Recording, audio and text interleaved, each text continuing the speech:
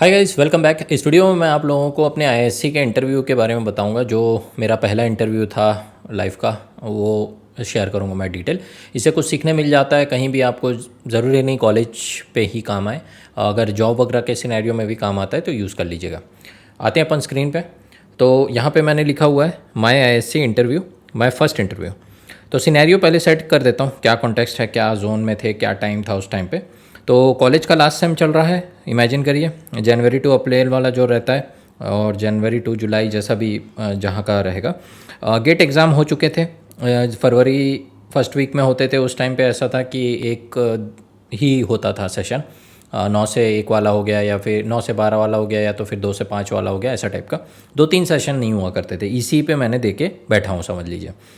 College के placements मैंने छोड़ दिए थे, क्योंकि मेरे को नहीं लग रहा था कि मैं कर पाऊँगा पहली चीज़ वहाँ पे, क्योंकि दो नैया पे पाँव रखना एकदम वैसा वाला हिसाब हो जा रहा था मेरे लिए कि कॉलेज प्लेसमेंट देख लिया मैं तो गेट बिगाड़ दूंगा, ऐसा लग रहा था। मुझे याद है अभी भी कि मेरे दोस्त लोग बोल रहे थे, आप ये कॉलेज प्लेसमेंट्स ले ले, बाद में गेट में देख लेना, गेट का बहुत ज़्यादा अनसर्टेनिटी है, लेकिन कॉलेज के प्लेसमेंट कहीं ना कहीं तो लग जाएंगे।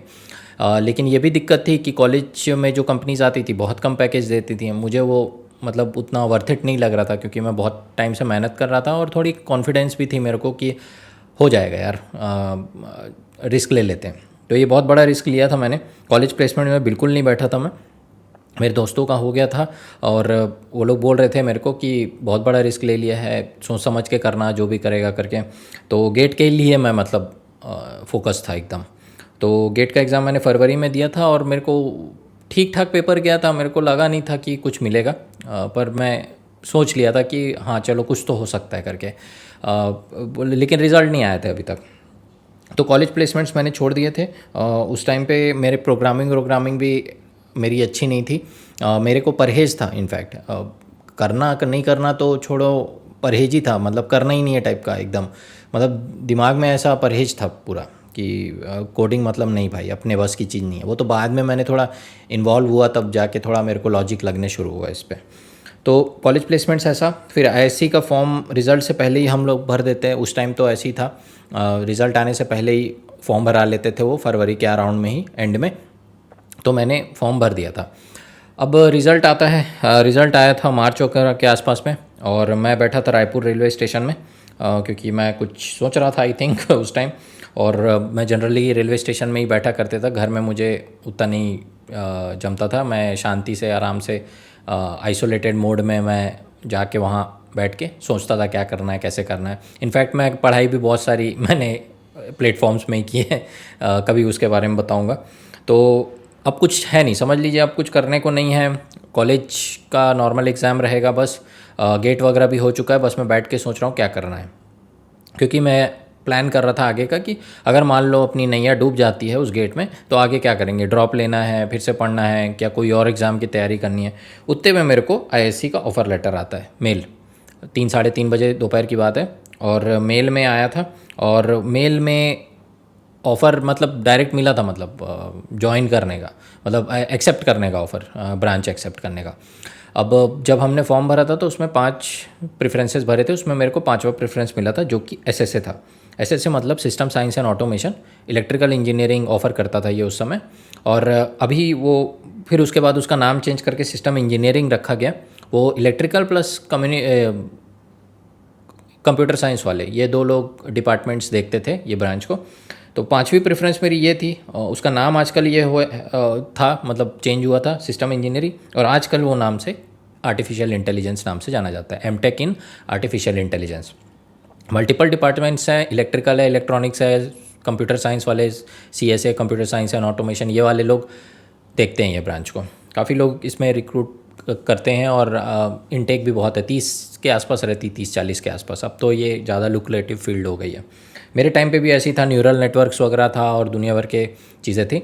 तो उस वजह से मैं थोड़ा सा स्केप्टिकल था इसको लेके कि भाई, एक तो प्लेसमेंट्स में अपन प्रोग्रामिंग वगैरह के परहेज की वजह से नहीं जा रहे, और यहाँ पर तो प्रोग्रामिंग रहेगी।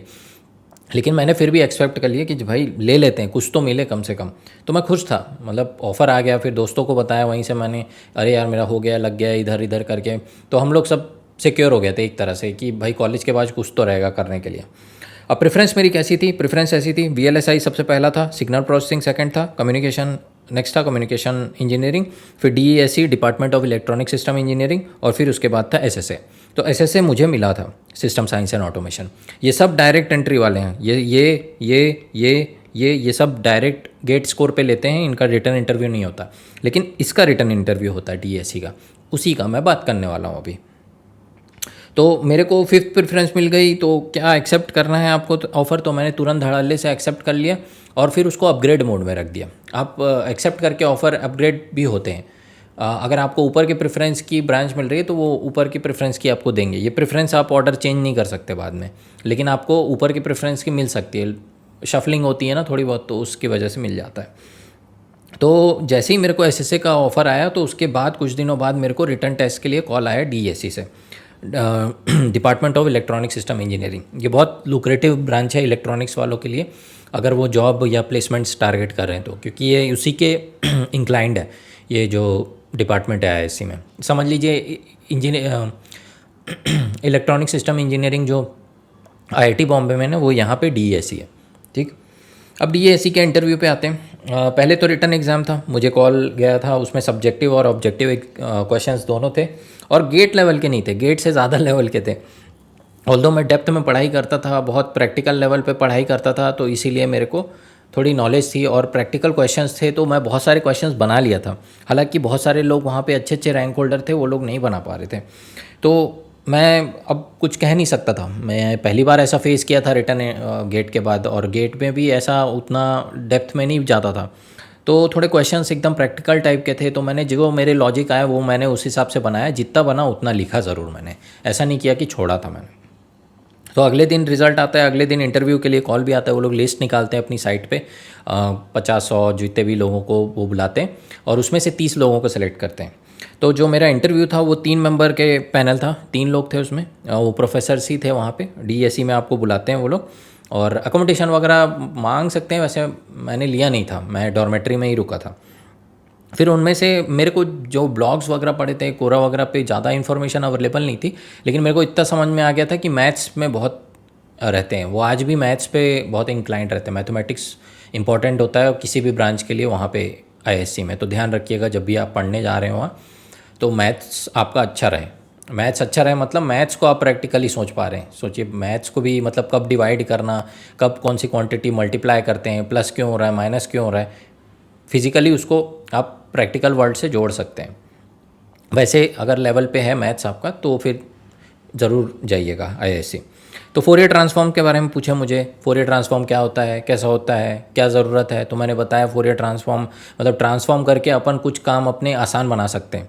तो एग्जांपल के तौर पे मैंने कन्वोल्यूशन बताया, कन्वोल्यूशन करना टाइम डोमेन में डिफ़िकल्ट पड़ जाता है कभी कभार, लेकिन उसी को आप फ्रीक्वेंसी डोमेन में करेंगे, ट्रांसफॉर्म डोमेन में तो जस्ट बस मल्टीप्लाई करना रहता है, प्रॉपर्टी रहती है एक, तो वो बताया मैंने। एग्जाम्पल दिया कि सिंक फंक्शन जैसे उसका आप किसी फंक्शन के साथ आप करने बैठोगे कन्वोल्यूशन तो बहुत दिक्कत होगी, लेकिन उसी को ट्रांसफॉर्म डोमेन में अगर रेक्ट फंक्शन बन जाएगा वो, तो उसको कन्वॉल्व करने में ज़्यादा आसानी रहेगी। तो ईज़ एक आती है, कुछ चीज़ें टाइम डोमेन में आसान है, कुछ चीज़ें फ्रीक्वेंसी डोमेन में, तो फ्रीक्वेंसी डोमेन इसलिए हम यूज़ करते हैं, ऐसा टाइप का बताया।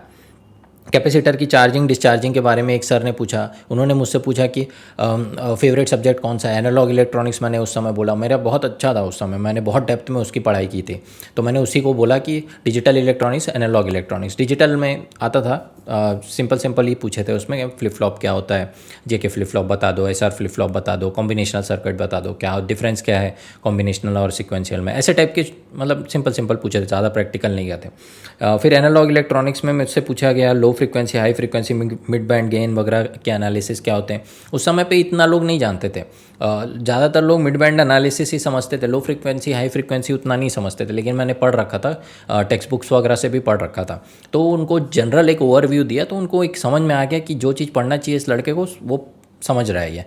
भले उसको ज़्यादा उतने हाई लेवल पे नहीं आता होगा, लेकिन जैसे पढ़ना चाहिए, जो चीज़ समझना चाहिए वो समझा हुआ है, तो उनको समझ में आ गया था। कैपेसिटर चार्जिंग डिस्चार्जिंग के बारे में पूछे, कब चार्ज होगा, कब चार्ज नहीं होगा, इस पे क्वेश्चंस काफ़ी पूछे। जितना मुझे याद है मैंने उतना लिखा है अभी। तो ऐसे करके मेरा इंटरव्यू गया था। तो मैथ्स का पार्ट और फेवरेट सब्जेक्ट को बोलने का पार्ट में मैं बचा लिया था अपने आप को। तो ज़्यादा लंबा नहीं था, 10-20 मिनट होगा ज़्यादा से ज़्यादा। उनको जब जम गया कि हाँ साउंड है टेक्निकली थोड़ा बंदा, तो ठीक है, ऐसा करके फिर उन्होंने मेरे को छोड़ दिया। तो वर्डिक्ट ऐसा था कि मैं सिलेक्टेड था। 30 कैंडिडेट्स, ऑलमोस्ट 25-30 कैंडिडेट्स लेते थे उस समय, वो सिलेक्टेड था। लेकिन दिक्कत ये हो गई कि ये मेरे 4th प्रेफरेंस थी। 5th से 4th प्रेफरेंस पे अपग्रेड हुआ। आप चाहें तो 4th प्रेफरेंस पे स्टक कर सकते हैं, रोक सकते हैं, लेकिन मैं वो ऑप्शन मेरे पास नहीं पता था मेरे को कि ऐसा कर भी सकते हैं कि होल्ड कर सकते हैं उस पोजीशन पे। ज़रूरी नहीं आपको ऊपर वाली ही पोजीशन ज़बरदस्ती अलॉट की जाए। अगर आप सेलेक्टेड हो उस पर तो आपको होल्ड भी कर सकते हो उस पर कि हाँ भाई मुझे DESE दे दो, मैं इसमें खुश हूँ, उसके ऊपर की ब्रांच मुझे नहीं चाहिए। लेकिन मेरा अपग्रेड मोड में ही था, तो यहाँ से मेरा कम्युनिकेशन गया, कम्युनिकेशन से मेरा सिग्नल प्रोसेसिंग गया, तो मेरे को सिग्नल प्रोसेसिंग अलॉट हो गया था। VLSI मेरे को अलॉट नहीं हो पाया था, मेरी रैंक बहुत ज़्यादा थी उसके कंपैरिजन में। बहुत कम रैंक पे मिलता है VLSI वहाँ पे, मतलब एकदम टफ है थोड़ा ये, और ये लिक्रेटिव है DESE और VLSI प्लेसमेंट परस्पेक्टिव से, अगर आपको एकदम VLSI वगैरह में काम करना है तो। बाकी SP और कम्युनिकेशन थोड़े फील्ड अलग हो जाते हैं, उस पर कंपनीज़ अब ज़्यादा हो गई होंगी तो ठीक है, पहले तो कम थी हमारे टाइम पे। ऐसे से आपको अब ज़्यादा लुक्रेटिव लगेगी क्योंकि AI का काम अब ज़्यादा हो गया कंपनीज़ में, तो ये ब्रांच ज़्यादा प्रेफरेबल रहेगी अब। खैर ये था मेरा, तो ऐसे गया मेरा इंटरव्यू और रिटर्न। पहली बार था मेरा, मैंने अपने तरफ से पूरा 100% दिया था एज़ ऑलवेज, जैसा मैं बोलता हूँ। मुझे ज़्यादा कुछ इन्फॉर्मेशन नहीं पता थी, जितनी भी पता थी नेट से थोड़ा थोड़ा पढ़ के, बाकी मैं अपने नॉलेज पे ही गया था। कुछ तस्वीरें दिखा देता हूँ लास्ट में, बहुत पुरानी हैं, याद आ गई मुझे, तो मैंने सोचा शेयर करता हूँ आप लोगों से। तो ये देखिए, ये यशवंतपुर डॉर्मेट्री की है। जब यशवंतपुर डॉर्मेट्री में मैंने बुक किया था, और आज भी बहुत अच्छी डॉर्मेट्री है, साफ़ सुथरी रहती है। 400-500 में एक दिन का मिल जाए बेंगलोर में, वो बड़ी बात होती है। तो मैं ये देखिए पढ़ाई कर रहा हूँ, छोटू सा एकदम पतलू सा है, और यहाँ पे देखो रफ़ कॉपी है एक 10 रुपये वाली और फिर कुछ मल्टीपल चॉइस क्वेश्चंस लगा रहा हूँ। तो ये वहीं डॉर्मेट्री की है, बहुत पुरानी फ़ोटो है ये। फिर और एक फ़ोटो मिली मुझे, तो ये ISC की है, मैं ISC पे हूँ। ये बैकग्राउंड देख रहे हो, ये ISC का है। यहाँ पर मेन गेट है, वहाँ से घुसते हैं। तो रिटर्न एग्ज़ाम देने के बाद मैंने ये फ़ोटो खिंचाई थी, क्योंकि मेरे पास ऑफ़र था सिस्टम साइंस एंड ऑटोमेशन का, तो मैं चिंता में नहीं था। मेरे को लगा निकलेगा तो निकलेगा, नहीं निकलेगा तो कोई दिक्कत नहीं है, एक तो ऑफ़र है ही मेरे पास।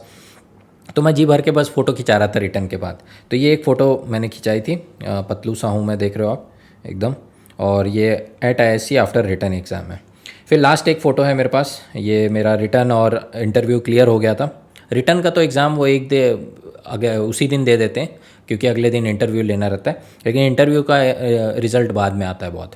तो जब आया था तो हम लोग कॉलेज के आसपास, वही लोकल ट्रेन क्या स्टेशन होता है तो उसके पास में हम लोग बैठे थे, टपरी टाइप का है ये, तो वहाँ कभी कभार चाय मिल जाती थी। तो हम लोगों को पता लगा था कि रिज़ल्ट में पॉजिटिव आया है, तो मैंने सोचा जोश में फ़ोटो खींचो, तो मेरे दोस्त ने ऐसा फ़ोटो खींचा था मेरा। तो ये रेलवे स्टेशन के बाजू में ही है, लोकल का वेट कर रहे थे उस समय, और मेरे दोस्त का भी हो गया, जिसने खींचा ये फ़ोटो उसका पहले ही सिलेक्शन हो चुका था TCS में।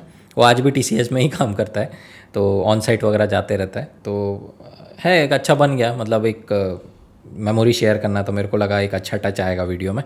तो ये था, होपफुली आपको कुछ सीखने मिला होगा इस इंटरव्यू से। फिर किसी नेक्स्ट वीडियो में मिलते हैं, तब तक के लिए